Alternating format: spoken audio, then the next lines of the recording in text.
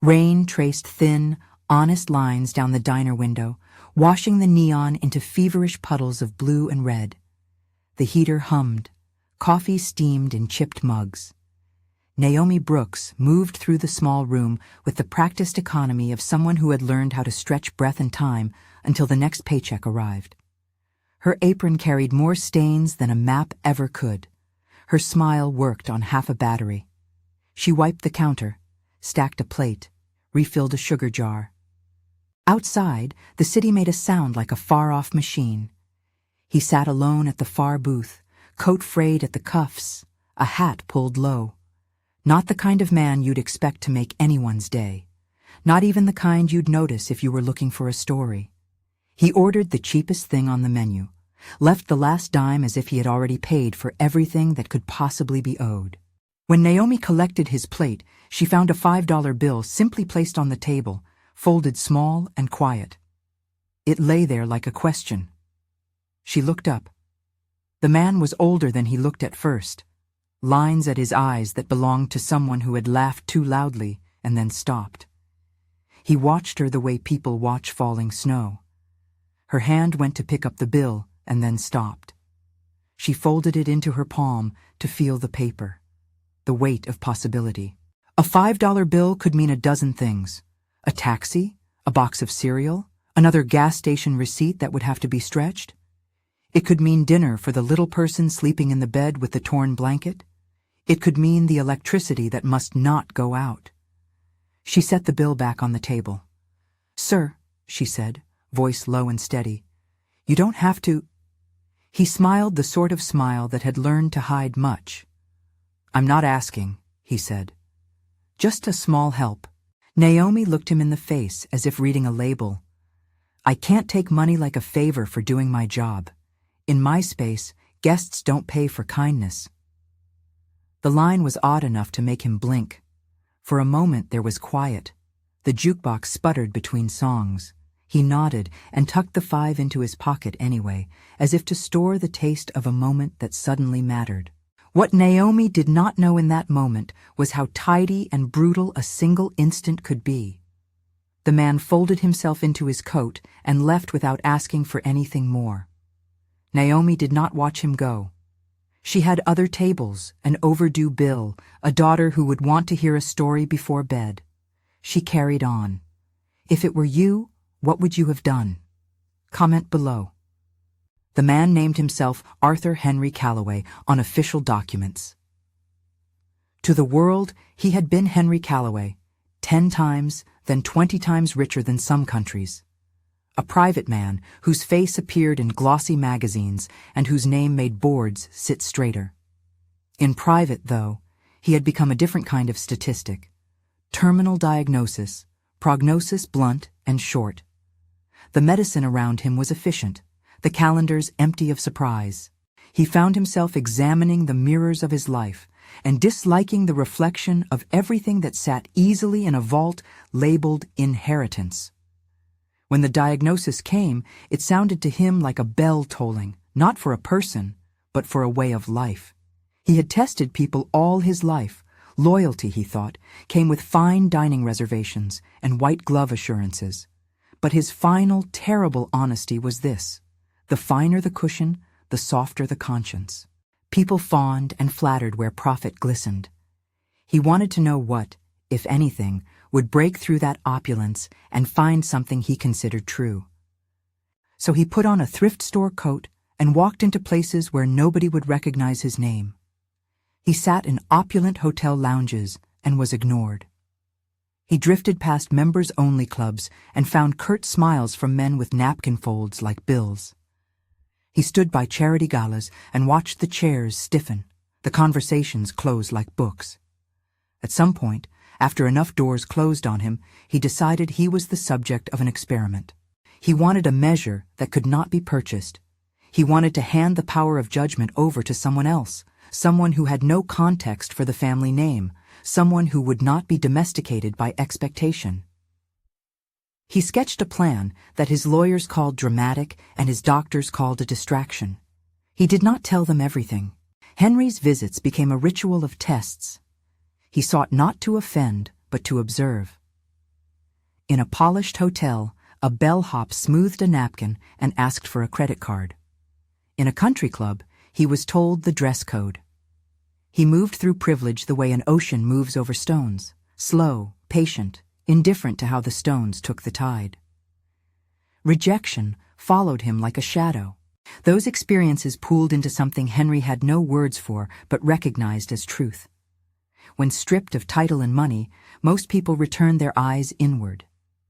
Kindness, he learned, was scarce in rooms that trafficked in influence. The counter at the diner felt different. There was less fear of what would happen if someone spoke plainly. The stakes were closer to dinner than to reputation.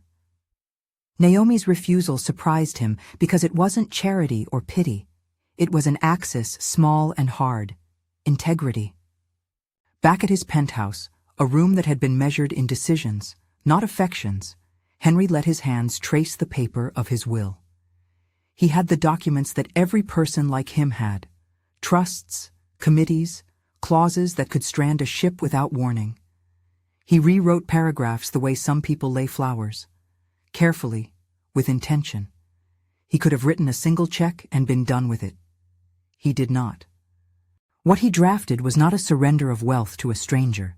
It was a transfer of stewardship.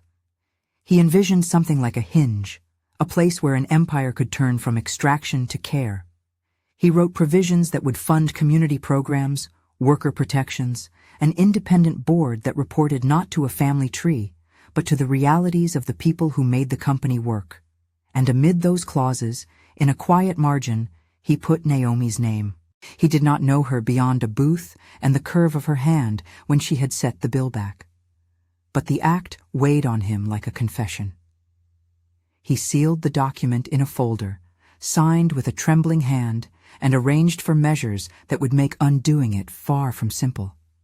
Sealed trusts, staggered releases, oversight committees, words the lawyers used with the reverence of surgeons.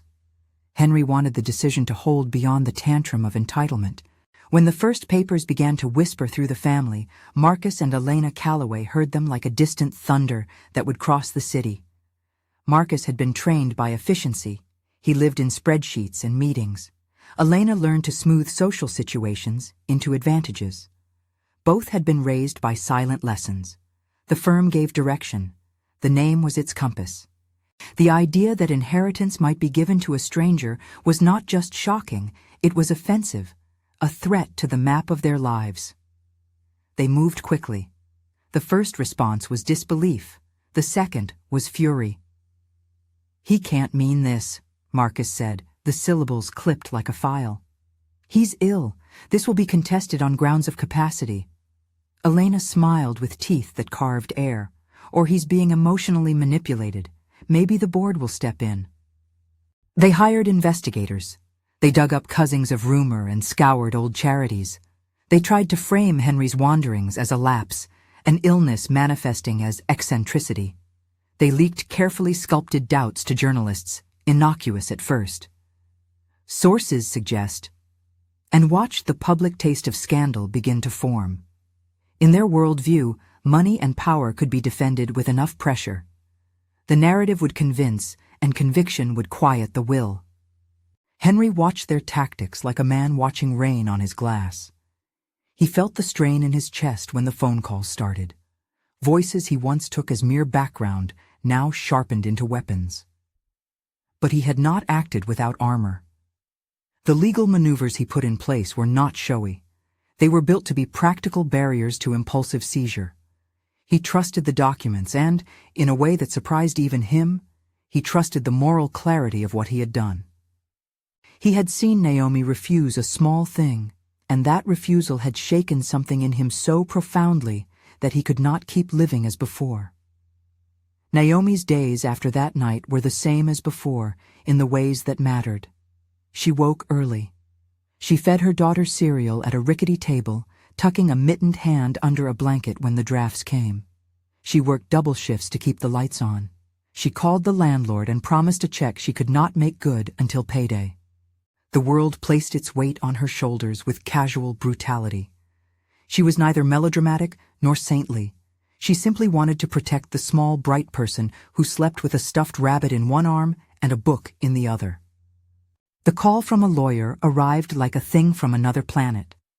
Naomi answered because she did as people answer, politely, expecting to waste 5 minutes. The voice on the other end was careful and papered with officialities. "Mrs. Brooks, my name is Allison Kent. I represent the estate of Arthur Henry Calloway." She should have hung up. She almost did. This sort of thing was for television, for people who wore different shoes. But she listened anyway, because the unexpected has a habit of making people sit straighter. The lawyer explained that there was a will and that Mrs. Brooks's name was in it, and then said the words Naomi could not place. An arrangement to ensure the funds would be used to establish community programs and worker protections under the stewardship of one person chosen for their character. Naomi laughed once, an odd, frightened sound, then pinched the bridge of her nose. "You're joking," she said. "We are not," Allison said. Her voice was steady, a rope in turbulent water. "We'd like to explain how this will work. We understand this is—" Allison's script softened. Overwhelming. It was everything, sudden, impossible, and terrifying. Naomi thought of her daughter and of the bills folded into a drawer like mute proof that worry had a rhythm. She thought of the $5 bill in her pocket, the old man's odd smile. She refused at first to believe it. She hung up and called her sister and then her mother, and the world slowed to the pace of someone turning a fragile object in their hands. When the news leaked, inevitably, because the Calloway name dragged the world like a tide, the public had its own story to tell. The headlines were neat. Billions to unknown waitress. The internet did what it did best, picked apart faces and motives. Some people sent Naomi messages of support, others sent venom. There were programs that wanted her on stage and cameras that wanted to catch her in motion. She found herself, reluctantly and with no appetite, fronting the spectacle while she tried to keep her daughter's life intact and private. Marcus and Elena ramped up their efforts. They called in experts to evaluate Henry's capacity at the time of the signature. They looked for any sign that the old man had been unduly influenced. They leaned on board members with promises and threats, on accountants with intimations of instability. They made it personal. Media operatives posed questions in the sharp-edged way that made things sound inevitable. Could he have been coerced? The question planted itself like a seed. Henry, weakened by treatment and the long wear of grief, answered by appearing where he could. In short meetings with counsel, in quiet statements that did not ask for sympathy. "I made a choice," he said once, reading from a short note he insisted be released in his name. "I chose character over lineage." His children tried to translate that into something that would invalidate him, a curveball of history, the kind that families with a lot to lose always throw. But Henry's lawyers had anticipated the motion. They had sealed certain trust provisions, layered oversight, and arranged for a staggered release of control that took time. Time, in this case, was what kept impulsive hands from snatching at decisions. The city watched as a legal and moral battle unfolded.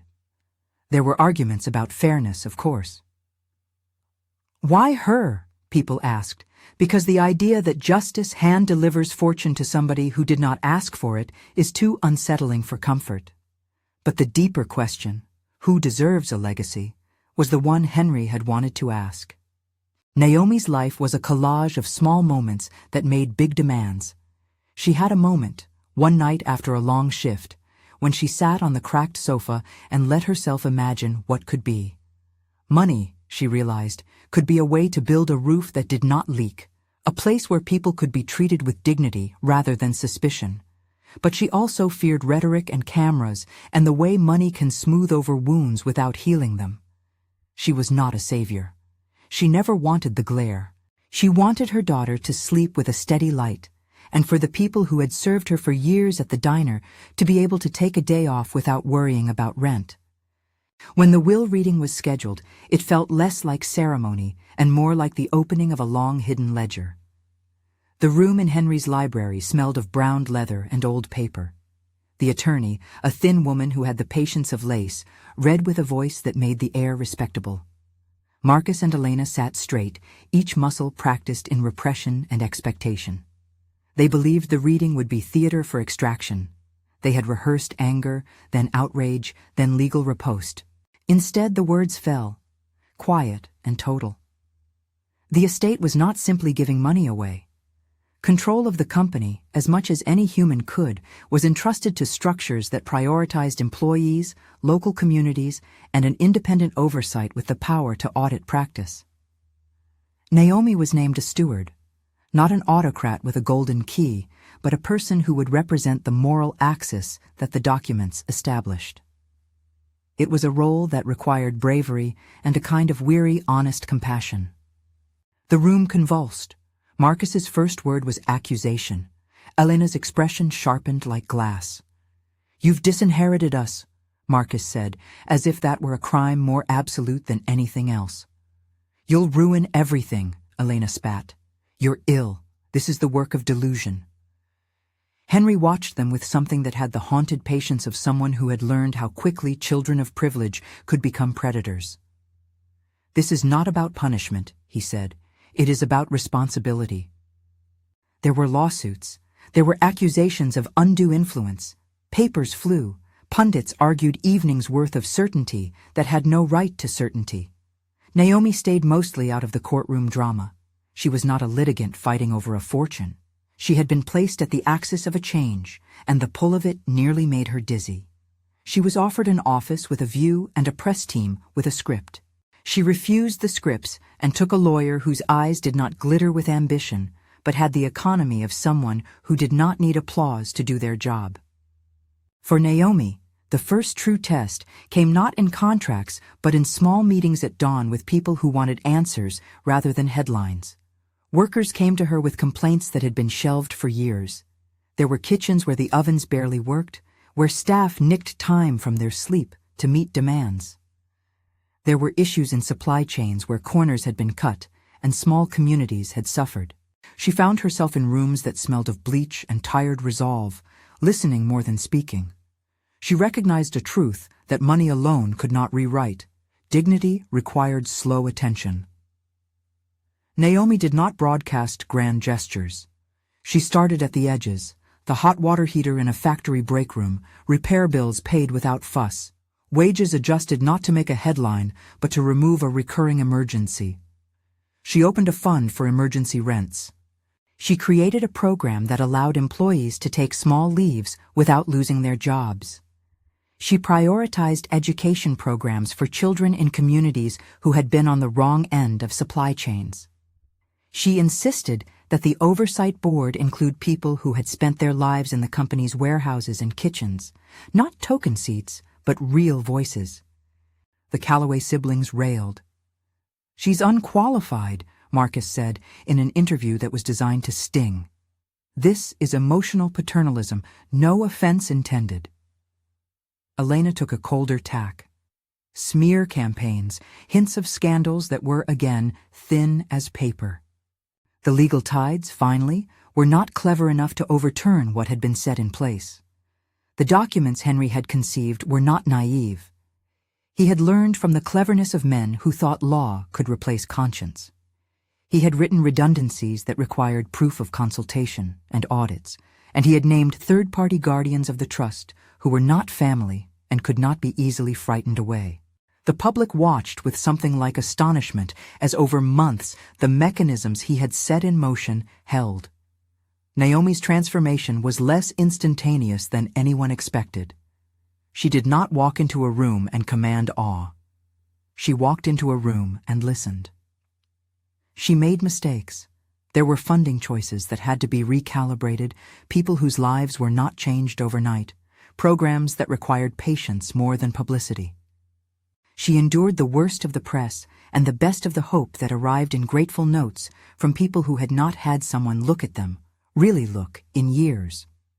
One cold morning, Naomi stood at the entrance of a building the company had once planned to convert into luxury units, and instead opened as a shelter and training center. The paint was humid under the February sun, and small children shuffled their feet in new shoes. A woman with tired eyes took Naomi's hand and said, "We don't have people do this for us."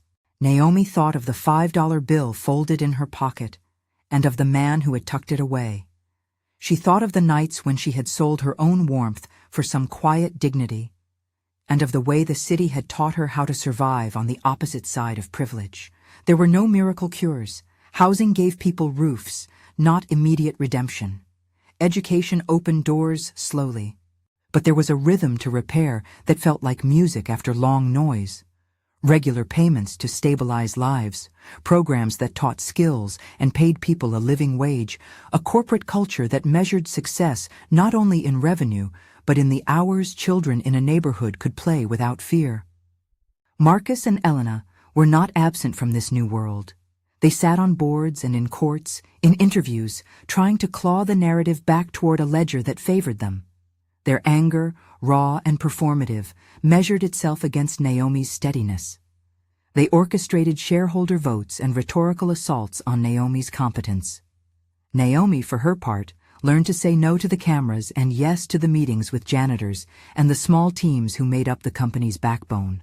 Her decisions were not popular to everyone. Some left, others stayed, surprised at a new kind of leadership that requested rather than demanded loyalty. The city changed in ways that did not fit a glossy headline. One neighborhood that had been hollowed by the company's previous indifference found a clinic with sliding-scale fees. Another found a community garden where empty lots once held only trash. The company's board reported quarterly on wages and turnover and community investment. The sales figures, stubborn, didn't crumble. They shifted. Profit did not disappear. It changed shape. Naomi herself changed perhaps the way a river changes a stone, not by force, but by steady presence. She kept her apartment for longer than anyone expected, refusing to let wealth cut her away from the people who had been her world. She kept working shifts at the diner for a time because she wanted to, not to be seen. Her daughter grew into a school routine without the fear of sudden evictions. People who had known her before retained a warmth for her that was free of celebrity. There were moments of quiet reckoning.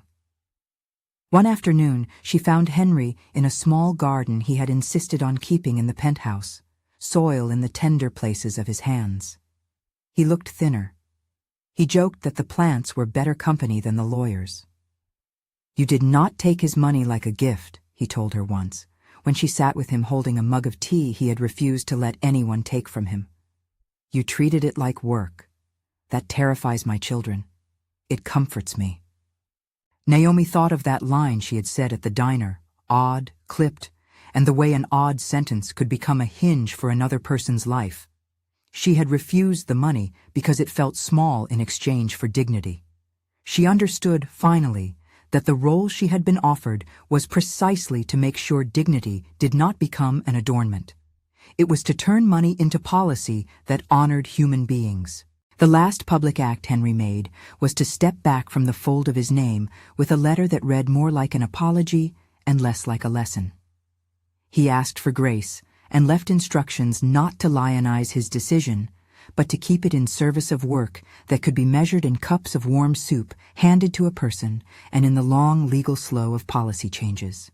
He died with Naomi standing at the edge of the room, hands clasped because there was nothing else he wanted but someone faithful at the edge of what had been his. Afterwards, the shock lines in the papers softened into profiles that tried to explain Naomi to an audience that wanted tidy arcs. She refused the tidy arcs. Her life was now filled with meetings and melancholy and triumphs so ordinary they hardly felt like triumphs at all.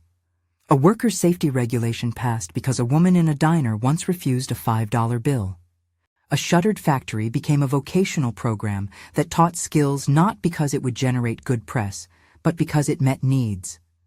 Naomi's decisions were often small and irreversible in the ways that matter. She refused to allow layoffs without negotiation. She insisted on humane disciplinary policies. She created a fund that made sure employees could take unpaid medical leave without sinking into crisis. There were costs. Some corporate players left. Partnerships dissolved. The company's growth trajectory slowed in some markets. But the metrics Naomi cared about, reduction in turnover, a decrease in emergency rent assistance requests among employees, the number of children in after-school care, tilted in a different direction. She guarded against spectacle. She sent the press releases that had to be sent and avoided interviews that turned policy into performance. Years later, there was a small plaque in the entryway of the training center, discreet and honest. It read nothing about fortune and everything about the quiet things that had been necessary to begin. For the hands that feed, for the hands that build, for those who show up. Naomi pressed her palm to the cool metal one rainy morning and felt a warmth that was neither money nor praise. It was something like the rightness of a long answer given to a simple question. The city did not become Eden, nor did the callous patterns that shape economies evaporate overnight. There were neighborhoods that did not get help and politicians who feigned concern. But an axis had shifted.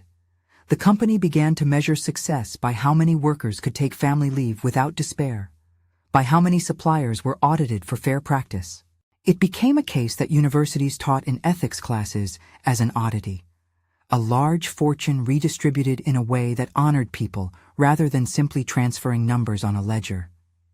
The most human moments remained small and private. Naomi still wiped counters sometimes, though less frequently.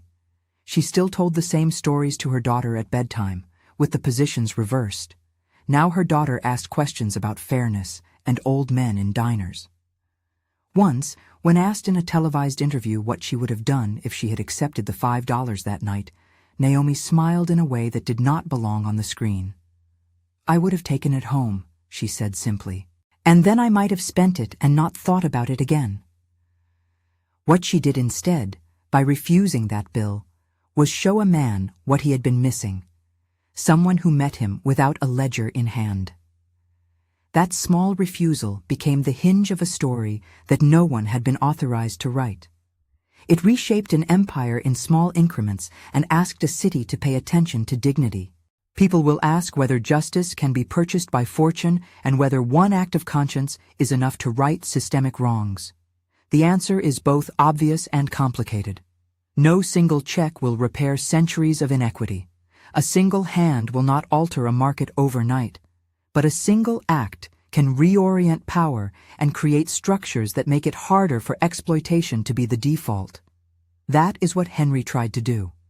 That is what Naomi, quiet, reluctant, steady, tried to steward. There are things that money cannot change, memories that need unmaking, grief that asks for more than programs. There are things it can do: stabilize a family, replace predatory practices, pay for a pediatric clinic where there was once only silence. Naomi understood both truths. Her legacy, if it could be called that, was not a pile of wealth penned to her name, but the slow, stubborn transformation of policy and culture that forced institutions to ask whom they were serving. The last scene is not triumphant in a cinematic way. It is ordinary.